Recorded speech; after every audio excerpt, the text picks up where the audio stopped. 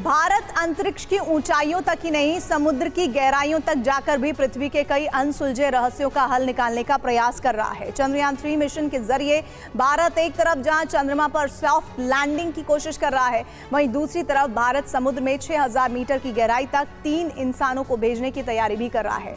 इस प्रोजेक्ट का नाम है समुद्रयान। गाइस, हिंदुस्तान की चर्चा दुनिया की हर एक मीडिया करते हुए आ रही है और अच्छे अल्फाज में। गाइस, बताता चलो, सबसे पहली चर्चा जिस पर हुई चंद्रयान मिशन, दूसरे नंबर पर गगनयान, चौथे नंबर पर सूरज मिशन, अब 5वें नंबर पर गाइस वो समुद्रयान मिशन लॉन्च करने जा रहा है हिंदुस्तान। चंद्रयान 3 के बाद हमने देखा कि आदित्य L1 लॉन्च किया गया, कितना सक्सेसफुली लॉन्च हुआ। उसके बाद G20 की मीटिंग कितनी सक्सेसफुल रही। अब हम देखते हैं कि इंडिया जो है अपना समुद्रयान मिशन जो है वो लॉन्च करने के लिए रेडी हो चुका है। रोटी, कपड़ा और मकान के लालच से फ्री हो तभी दिमाग इतना सोचता है ना। रोटी, कपड़ा और मकान के जो है ना आसाइशों से हम महरूम है, तो हम समंदरयान या चंद्रयान या उसको हम क्या सोचेंगे, क्या करेंगे? हम टेक्नोलॉजी का क्या चार डालेंगे क्या? मिशन के तहत काम ये होगा कि डीप सी माइनिंग 6 किलोमीटर नीचे जाके, 6000 मीटर या 6 किलोमीटर नीचे जाके आपको पॉलीमेटेलिक न्यूडल्स को एक्सट्रैक्ट करना है।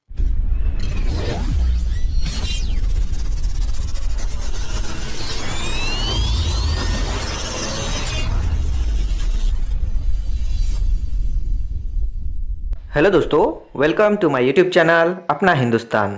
दोस्तों, इंडिया अब नई ऊंचाइयों की ओर बढ़ता हुआ जा रहा है। पहले चंद्रयान, उसके बाद हमारा सन मिशन आदित्य L1, इन दोनों के सक्सेस के बाद अब इंडिया समंदर के अंदर खोज करने वाला है, और वो भी मैन मिशन है। हमारे 3 साइंटिस्ट समंदर के 6000 मीटर नीचे जाकर खोज करने वाले हैं और कौन कौन से मिनरल्स वहाँ पे है उनका अध्ययन करने वाले हैं। दोस्तों, समुद्र के नीचे जाने के लिए इंडिया ने खुद अपनी पनडुब्बी बनाई है और उसका नाम समुद्रयान रखा है। और ये मिशन फ्यूचर के लिए काफी इंपॉर्टेंट है दोस्तों, क्योंकि ये मिनरल्स मिलने के बाद इन्हें बाहर भी निकालने वाले हैं और इसका यूज काफी तरीकों से किया जा सकता है। तो दोस्तों, आप क्या सोचते हैं इसके बारे में कमेंट करके बताएं और वीडियो को लाइक कर दीजिए और चैनल को सब्सक्राइब कर दीजिए।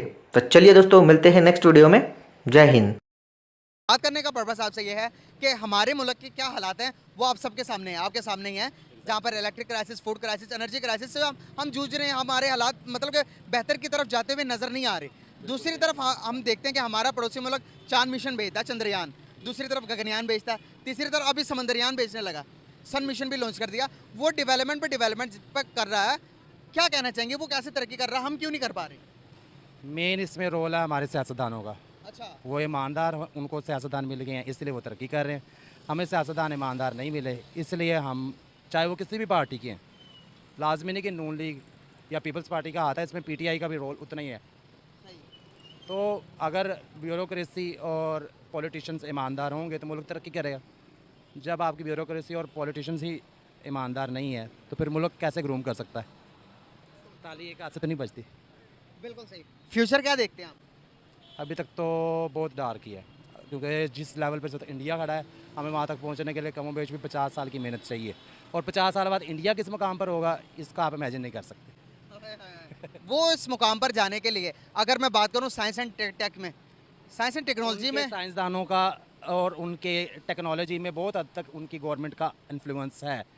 उनको आप मोदी को जो कुछ मर्जी कहें, लेकिन कहीं ना कहीं उसने पार्टिसिपेशन की है, बावजूद इसके कि कश्मीर में जुल्म सितम के मैं आ गई हैं इसको, लेकिन फिर भी उसने डेवलपमेंट में किसी टाइप की कमी नहीं आने दी। क्या इस तरह का एक जो कि उनके पास पॉलिटिशियन है, उनका नरेंद्र मोदी, क्या हमारे पास इस तरह का कोई लीडर आया है फ्यूचर में? फ्यूचर में कभी आएगा या पास में कभी आएगा? तो अफसोस है, एक कोई ईमानदार समझा था, लेकिन वो खुद जेल में बैठा हुआ है। सही होगा। क्या समझते हैं आपके रिलेशन, अगर चोरी 1 रुपए की भी है तो भी चोरी है, चोरी 1 करोड़ की भी है तो भी चोरी है। बिल्कुल सही बात है। यहाँ पर हम लोग करोड़ की बात करते हैं, वो 100 करोड़ की बात करते हैं, वो अरबों की खरबों की बात करते हैं। अरबों खरबों से हट के हम गरीब लोग हैं, हमारी सोच इससे आगे नहीं जा सकती। इसीलिए तो वो हमें लूट रहे हैं। एग्जैक्टली ठीक कह रहे हैं आप। इसमें काफ़ी हद तक अवाम का भी जो है ना वो कसूरवार है कि अवाम ने कभी भी वोट देते वक्त ये नहीं पूछा हमारे सियासतदानों से कि आप हमारे लिए क्या लाया मतलब तैयार करेंगे। बाकी क्या समझते हैं आपके टेक्नोलॉजी के रिलेटेड, अगर मैं बात करूं, वो समंदरयान मिशन लॉन्च करने जा रहे हैं। अब मैं बता रहा हूँ, सुन ले, उन तक नहीं पहुंच सकते, एडवांस में कह रहे हैं। समंदरयान मिशन लॉन्च करेंगे और समंदर के अंदर आपको पता है कि कितने कीमती मिनरल्स होंगे जिसमें इंसान की जान भी बचा सकते हैं, जिसमें इंसान के लिए फ्यूचर में फ़ायदा भी पहुंचा इन सकते हैं। सब चीज़ों के लिए सोचने की का तब फुर्सत मिलता है जब दिमाग रोटी, कपड़ा और मकान के लालच से फुल हो। फ्री हो, तभी दिमाग इतना सोचता है ना। रोटी कपड़ा और मकान के जो है ना आसाइशों से हम महरूम है, तो हम समंदरयान या चंद्रयान या उसको हम क्या सोचेंगे, क्या करेंगे? हम टेक्नोलॉजी का क्या चार डालेंगे, क्या करेंगे? भूख से लड़ना सबसे पहली बात। Exactly. अच्छा सर, आज हम एक भारत का एक और मिशन को डिस्कस करने जा रहे हैं। चंद्रयान 3 के बाद हमने देखा कि आदित्य L1 लॉन्च किया गया, कितना सक्सेसफुली लॉन्च हुआ। उसके बाद G20 की मीटिंग कितनी सक्सेसफुल रही। अब हम देखते हैं कि इंडिया जो है अपना समंदरयान मिशन जो है वो लॉन्च करने के लिए रेडी हो चुका है। 6000 किलोमीटर डेप्थ इनसाइड सी में जो है वो लॉन्च होने के लिए रेडी है। आप इस बारे में क्या कहना चाहेंगे? इंडिया के चंद्रयान, आदित्य L1, अब समंदरयान, क्या कहेंगे आप? देखिए 1982 में United Nations Convention on the Law of the Sea, इसके अंडर एक ऑटोनोमस बॉडी और ऑर्गेनाइजेशन इंटरनेशनल बनाई गई थी जिसका नाम था इंटरनेशनल सीबेड अथॉरिटी। तो इंटरनेशनल सीबेड अथॉरिटी के साथ मिलकर इंडिया ने deep sea mining, deep sea research और मिनरल्स के ऊपर बहुत काम करना शुरू किया था। और फिर उसी ऑर्गेनाइजेशन ने इंडिया को पाइनियर इन्वेस्टर बोला था 1987 में। और उसके बाद सेंट्रल इंडियन ओशन बेसिन में ये पॉलीमेटेलिक नूडल्स को ढूंढने के लिए, एक्सप्लोरेशन के लिए 1.5 लाख स्क्वायर किलोमीटर अलॉट हुआ था इंडिया को, जो इंडिया के इकोनॉमिक जोन नॉटिकल माइल से आगे है, जो नॉटिकल माइल का जो बॉर्डर होता है इंडियन ओशन, उसमें उनको अथॉरिटी 1.5 लाख किलोमीटर दिया गया था। उसके अंदर वक्त बहुत सारे एक्सप्लोरेशन हुए हैं, बहुत कुछ किया गया। उसके अंदर अब ये है कि 1.5 लाख स्क्वायर किलोमीटर को 1.5 लाख स्क्वायर किलोमीटर में से 58,000 स्क्वायर किलोमीटर को कट डाउन किया गया। उस 58,000 स्क्वायर किलोमीटर में अब ये रिसर्च का जो प्रोजेक्ट चल रहा है, इसका पूरे प्रोजेक्ट का नाम है डीप ओशन मिशन। ये 2018 में शुरू हुआ था, 2025-26 तक ये चलेगा। टोटल इसका बजट $1.2 बिलियन है। अब इस मिशन के तहत काम ये होगा कि डीप सी माइनिंग 6 किलोमीटर नीचे जाके, 6000 मीटर या 6 किलोमीटर नीचे जाके आपको पॉलीमेटेलिक नूडल्स को एक्सट्रैक्ट करना है। पॉलीमेटेलिक नूडल्स जो होते हैं वो एक कॉम्बिनेशन होते हैं, उन नूडल्स के अंदर बहुत सारे दूसरे मिनरल्स होते हैं जिनको निकाल के अलग अलग रिफाइन किया जा सकता है। और उसके अंदर वो रेयर अर्थ मिनरल्स होते हैं, इलेक्ट्रॉनिक डिवाइसेस की जरूरत के होते हैं, सेमीकंडक्टर में यूज होते हैं।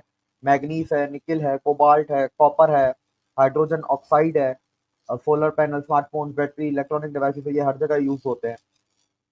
अब इसमें ये था कि इंडिया के एक्सप्लोरेशन और रिसर्च के मुताबिक इनके पास मिलियंस ऑफ टन ऑफ ये पॉलीमेटेलिक नूडल्स हैं इस रीजन के अंदर। 58,000 किलोमीटर की बात कर रहा हूँ, इंडियन ओशन की बात नहीं कर रहा, वो 58,000 स्क्वायर किलोमीटर स्पेसिफिकली। तो उसके अंदर इतना है कि इंडिया की अगले 100 साल की इलेक्ट्रॉनिक नीड्स पूरी हो सकती हैं। 100 ईयर्स इलेक्ट्रॉनिक नीड्स, जो इलेक्ट्रॉनिक्स के लिए जो भी रॉ मटेरियल चाहिए। तो इस प्रोजेक्ट का यही है कि उसको एक्सट्रैक्ट कैसे किया जाएगा, एक्सट्रैक्ट करने की कॉस्ट कितनी आती है, वाइबिलिटी कितनी है, फिजिबिलिटी क्या है। इस पूरे प्रोजेक्ट का काम ये टेक्नोलॉजीज को डेवलप करना एक्सट्रैक्शन के लिए,